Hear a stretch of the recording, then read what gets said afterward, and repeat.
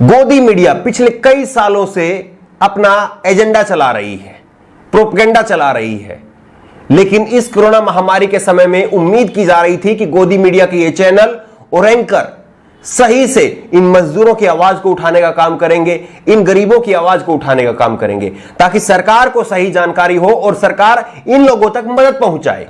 लेकिन ऐसे समय में भी गोदी मीडिया के कुछ एंकर हैं जो न केवल अपना प्रोपेगेंडा चला रहे हैं, बल्कि एक तरह से नंगा नाच अभी भी उनका जारी है।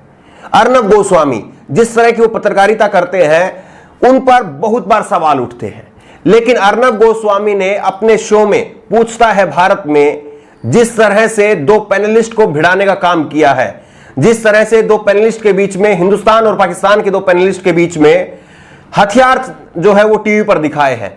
और सबसे बड़ी बात क्या रही इसमें कि पाकिस्तान की तरफ से जो पैनलिस्ट उसमें थे वो हिंदुस्तान के पैनलिस्ट को गालियां दे रहे थे, लेकिन अपने प्रोपेगेंडे के लिए, क्योंकि अगर वो गालियां नहीं देंगे, क्योंकि पाकिस्तान की तरफ से जो पैनलिस्ट को बैठाया जाएगा, अगर वो पैनलिस्ट हिंदुस्तान के पैनलिस्ट को गाली नहीं देगा तो फिर हिंदुस्तान में पाकिस्तान के लोगों के लिए नफरत कैसा पैदा होगी, और दूसरा उनका जो ध्यान है वो हिंदुस्तान से हट करके पाकिस्तान पर कैसे जाएगा। क्योंकि जब तक गुस्सा नहीं आएगा, जब तक यहां की स्थितियों से ध्यान हट करके पाकिस्तान पर ध्यान नहीं केंद्रित होगा, तब तक फिर प्रोपेगेंडा जो है वो कामयाब नहीं होगा।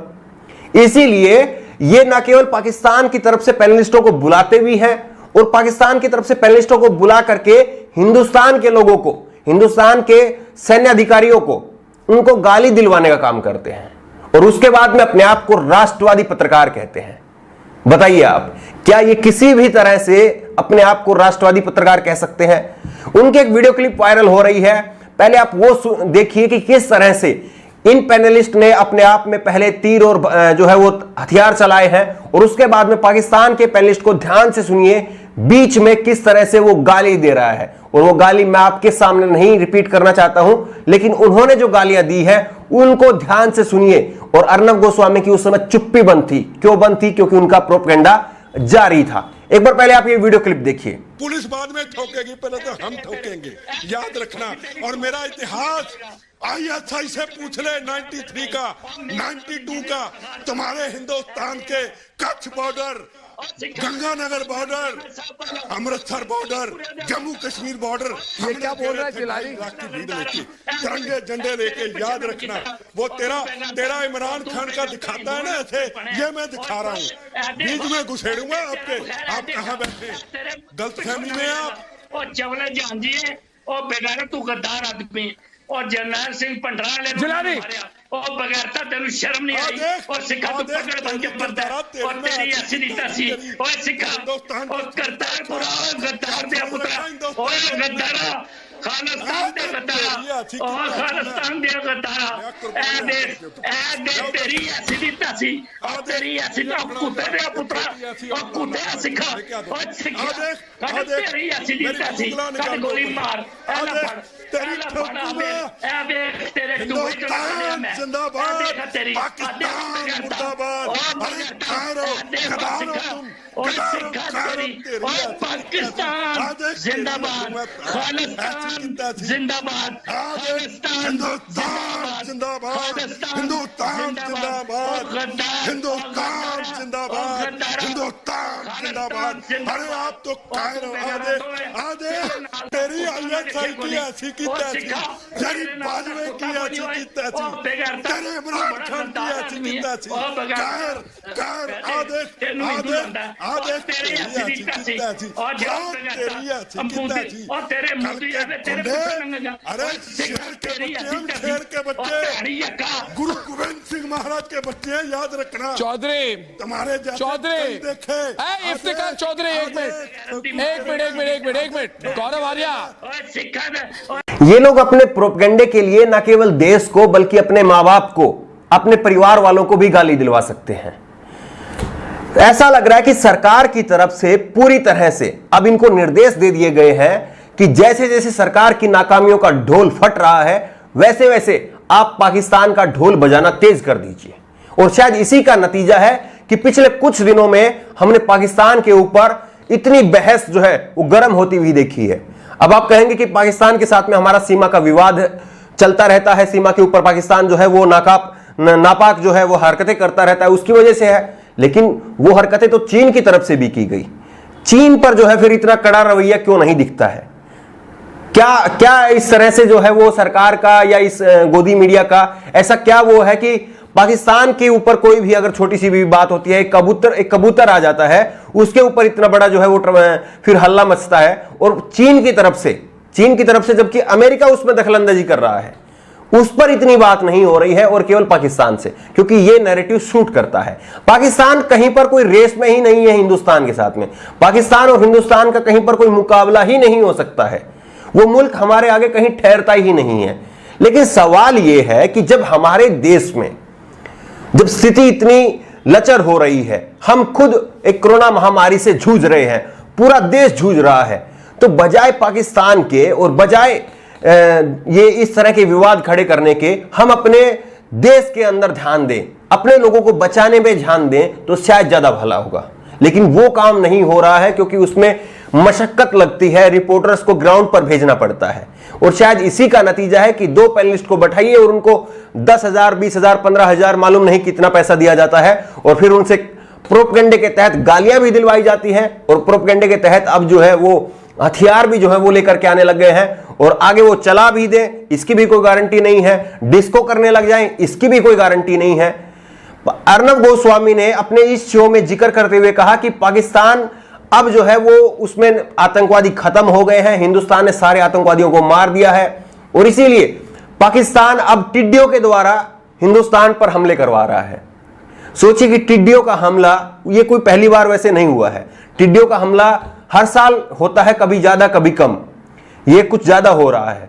लेकिन उस पर हमारी चिंताएं होनी चाहिए कि किस तरह से उस पर पार पाया जाए। लेकिन पाकिस्तान टिड्डियों का हमला करवा रहा है, या ये किस तरह की आप जो है वो पत्रकारिता कर रहे हैं? क्या इससे हमारे देश के लोगों का कोई भला हो सकता है? आप बताइए। सिवाय इसके कि आपके जो अंधभक्त हैं वो आधा घंटा 1 घंटा उनका खून जो है वो गर्म हो जाएगा, और वो लोग जो है वो चटकारे के साथ में आपकी खबर को देखेंगे। सिवाय इसके, और आपके हुक्मरान जो है वो खुश हो जाएंगे कि वाकई आपने जो है शानदार काम किया, और सरकार का जो निर्देश था उसका बखूबी पालन किया। सिवाय इसके आप कहीं से भी हिंदुस्तान के लिए कोई पत्रकारिता कर रहे हैं, या हिंदुस्तान की भलाई के लिए कोई पत्रकारिता कर रहे हैं, या आपकी पत्रकारिता से हिंदुस्तान के किसी एक व्यक्ति का कोई फायदा हो रहा है? क्या आपने, आपके रिपोर्टर्स ने कोई ऐसी खबर की है, या आपने कोई ऐसा शो किया है? गुजरात में सबसे ज्यादा मृत्यु दर हो रही है, इस पर कहीं पर कोई बात नहीं होगी, चुप्पी साधे रहेंगे, क्योंकि वो साहिब का गृह राज्य है। पंजाब में सबसे ज्यादा रिकवरी हो रही है, इस पर बात नहीं होगी, क्योंकि वो एक दूसरी पार्टी का राज्य है जहां पर उसकी हम प्रशंसा नहीं कर सकते हैं। ये पार्टी लाइन से ऊपर उठ करके मीडिया के लिए भी और राजनेताओं के लिए भी, देश के लोगों के लिए काम करने का वक्त था। लेकिन ऐसे समय में भी ये लोग न केवल प्रोपेगेंडा कर रहे हैं, बल्कि खुल करके नंगा नाच कर रहे हैं। और आप इनको लगता है कि देश की जनता जो है वो अब भी इन्हीं के झांसे में रहेगी। ये शायद गलतफहमी का शिकार हैं, लोगों की जेब फट रही है। अब इनके जो अंधभक्त थे उनके भी काम धंधे बंद हो रहे हैं। जीडीपी की आंकड़े, ताजा आंकड़े आए हैं, 11 साल के न्यूनतम दर पर जीडीपी विकास दर पहुंच चुकी है। और अभी तक तो ये मजदूर रोए थे, क्योंकि इन मजदूरों के पास में यहां रहने का कुछ नहीं था और गांव में जाने के लिए इनको मजबूर किया गया। अभी तक तो ये मजदूर जो है वो मजबूर था, वो रो रहा था। लेकिन अब जो बड़े बड़े धनाढ्य लोग हैं, जो सेठ लोग हैं, अभी उनके रोने की बारी आएगी, क्योंकि फैक्ट्रियों में काम करने के लिए तो मजदूर चाहिए होगा। अब फैक्ट्रियों में काम करने के लिए जब मजदूर नहीं होगा तो फिर कैसे काम चलेगा? केंद्र सरकार ने सुप्रीम कोर्ट में कहा कि 70 लाख मजदूरों को वो छोड़ चुके हैं। सोचिए कि देश में 14 करोड़ से ज्यादा मजदूर हैं एक अनुमान के मुताबिक। तो ऐसे में 70 लाख लोगों को सरकार को पहुंचने में कितनी सांस फूल गई है उनको पहुंचाने में। तो अभी तो 14 करोड़ जो है, अगर 1 करोड़ भी मान लिया जाए तभी 13 करोड़ और बाकी है। उनको कैसे पहुंचाया जाएगा? क्योंकि लोग अब पूरी तरह से समझ चुके हैं, चाहे मीडिया इस बात को कितना भी छुपाए, चाहे सरकार कितने भी आंकड़े कम करे, चाहे टेस्टिंग जो है उसकी धीमी रफ्तार कर दे, लेकिन लोग इस बात को समझ चुके हैं कि कोरोना जो है वो अब लंबा चलने वाला है। इसलिए अब शहरों में काम चलेगा नहीं और यहां रहेंगे तो यहां संक्रमण का खतरा ज्यादा है, गांव में संक्रमण का खतरा कम है, इसीलिए मजदूर अपने घरों को लौट रहे हैं। लेकिन इन सब बातों से दूर गोदी मीडिया लगातार अपने प्रोपेगेंडे पर डटा हुआ है, सरकार की पूरी तरह से पीठ थपथपाने में और सरकार की वाहवाही करने में, और जहां कहीं कोई नाकामी नजर आती है उस पर पर्दा डालने के लिए फिर पाकिस्तान का तुर्प का इक्का इनके पास में है, फिर उसको फेंक देते हैं और पाकिस्तान का तुर्प का इक्का फेंकते ही वाहवाही हो जाती है। यहां मैं बिल्कुल साफ कर दूं कि हमारी पाकिस्तान के साथ में कोई सहानुभूति नहीं है। पाकिस्तान हमारा एक पड़ोसी राज्य है और जिस तरह से सरहद पर वो नापाक इरादे उसकी तरफ से किए जाते हैं तो उस नाते वो हमारा दुश्मन भी है, लेकिन हमारी चिंताएं उससे बड़ी हैं। हमारी चिंताएं हमारे लोगों के लिए होनी चाहिए, हमारी पत्रकारिता हमारे देश के लोगों के लिए होनी चाहिए। ना केवल आप कहेंगे अपने आप को कि मैं राष्ट्रवादी पत्रकार हूं और उसके बाद में आप पाकिस्तान के गुण गाते हैं, अब पाकिस्तान के पैनलिस्ट को बैठाते हैं, अब पाकिस्तान की चिंताओं पर चिंता करते हैं कि पाकिस्तान में टिड्डियों का हमला हो गया, वहां पर टिड्डियों की वजह से आपातकाल लग गया। हिंदुस्तान में क्या हो रहा है आपको मालूम है? हिंदुस्तान की जो बातें हैं, हिंदुस्तान के लोगों की जो बातें हैं, उसको आप नहीं दिखा रहे हैं। तो फिर आप कैसे राष्ट्रवादी हैं, कैसे इस देश के लिए पत्रकारिता कर रहे हैं? ये अपने आप में बड़े सवाल है। और अर्नब गोस्वामी, उनसे खैर बहुत ज्यादा उम्मीद की नहीं जा सकती, उनसे भी और उनके जैसे जो उनके गोदी मीडिया के जो पत्रकार हैं, एंकर हैं, उनसे उम्मीद करना इस देश के लोगों ने शायद छोड़ दिया है। लेकिन कम से कम इन लोगों को खुद से क्या नहीं लगता है कि जिस तरह से ढोल फट रहा है वो बातें मीडिया तक भी आ रही है। जी न्यूज में कितने जो है वो कर्मचारी 60 के करीब जो है बताया जा रहा है कि कर्मचारी वहां पर पॉजिटिव हो रहे हैं। अभी खबर आई है कि TV9 भारतवर्ष में वहां पर भी 8 कर्मचारी पॉजिटिव हो गए हैं। चित्रा त्रिपाठी आज तक की न्यूज चैनल की एंकर हैं, उनकी सोसाइटी सील कर दी है, वो कह रहे हैं कि 21 दिन तक वो नहीं आ पाएंगी। तो ये जो कोरोना का जो कहर है वो सब जगह पहुंच रहा है। लेकिन अभी भी अगर आपको लगता है कि आप पाकिस्तान से अपनी बात कह करके अपनी बात को पूरा कर लेंगे, अब पाकिस्तान का नाम का गुणगान कर करके अपने एजेंडे को पूरा कर लेंगे, तो मुझे लगता है कि आप गलत हैं। और कोरोना का कहर जिस तरह से टूट रहा है उसको लेकर के जो तैयारियां होनी चाहिए थी वो नहीं हो रही है, और उन पर जो तैयारियों पर जो स्टोरी करनी चाहिए थी, उन पर जो काम करना चाहिए था वो नहीं किया जा रहा है। और ऐसे में सीधे तौर पर इस देश का नुकसान हो रहा है, इस देश के लोगों का नुकसान हो रहा है, और ये लोग अभी भी अपने प्रोपेगेंडे में व्यस्त हैं। इस खबर को लेकर के आपकी जो भी राय हो नीचे कमेंट बॉक्स में अपनी राय जरूर दें, और इसी तरह की तमाम खबरों के लिए ऑनलाइन न्यूज इंडिया को सब्सक्राइब करें। धन्यवाद। इस खबर को अभी लाइक करें, शेयर करें, और ऑनलाइन न्यूज इंडिया की सभी खबरें अपने मोबाइल फोन पर सबसे पहले देखने के लिए अभी चैनल को सब्सक्राइब करें और घंटी जरूर दबाएं।